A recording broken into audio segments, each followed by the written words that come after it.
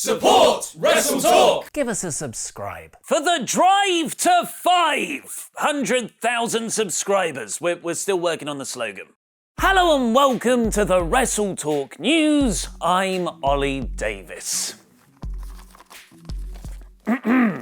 Yes, I'm nervous. Yes, I'm scared. But if I could somehow, some way pull off the upset, as I truly believe that any man with two hands has a fighting chance.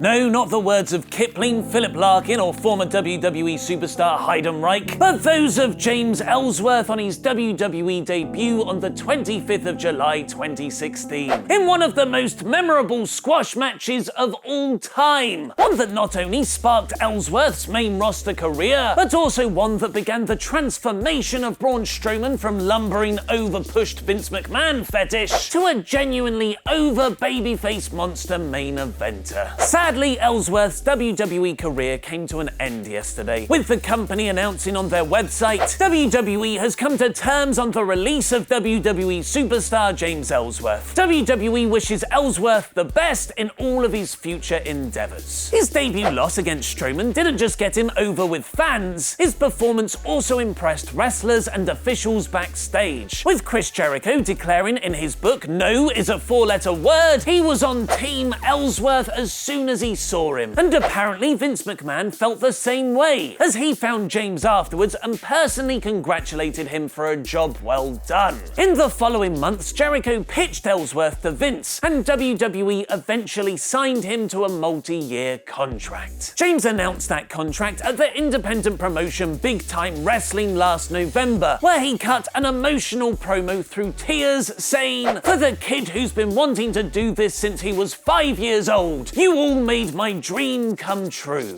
His humbleness continued in his parting tweet from WWE. "Thank you, WWE, for letting me live my dream. Thank you, fans, for all the support. I'll continue to prove. Hashtag any man with two hands has a fighting chance." And it wasn't just Jericho who went to bat for Ellsworth backstage. According to wrestling writer Scott Fishman, just yesterday Carmella told me she pitched the idea of having James Ellsworth with her because nobody had a male manager. Something different. And Carmella herself simply replied to Ellsworth's parting tweet with a heart emoji. But not heart emoji enough to let James in on a rather significant personal status. Replying to a tweet where WWE teased the next episode of Total Divas, which features real-life couple Big Cass and Carmella thinking about moving to California, James Ellsworth posted, "Wait, Big Cass and Carmella were dating this whole time and nobody told me?" Rather fittingly then, it was Carmella turning on Ellsworth last Tuesday that wrote him out of the company. In SmackDown's remaining European tour dates that followed, Ellsworth was beaten up every night by the entire women's division, which may seem a mean-spirited end to his run, but in kayfabe terms, being the man that ruined the first ever women's Money in the Bank match does hold some poetic justice. But according to Pro Wrestling Sheet writer James McKenna, Ellsworth's release wasn't a case of his character running its course, as WWE have had WrestleMania plans in place for him for months. Instead, just like it seemed to be with the recent WWE releases of Emma, Darren Young, Summer Rae, Sawyer Fulton, Bronson Matthews, and Leo Gull, Ellsworth's departure appears to be another case of cost-cutting instead of James's contract expiring. Give him a "thank you, Ellsworth" chant in the comments below and tweet him at Real Ellsworth. And for all those asking, my weekly SmackDown Reviews Ellsworthy rating will remain in his honor. WWE are considering a Hulk Hogan return, and has this week been the best Raw and SmackDown combination of 2017? Click the videos to the left that find out, press subscribe, and support WrestleTalk.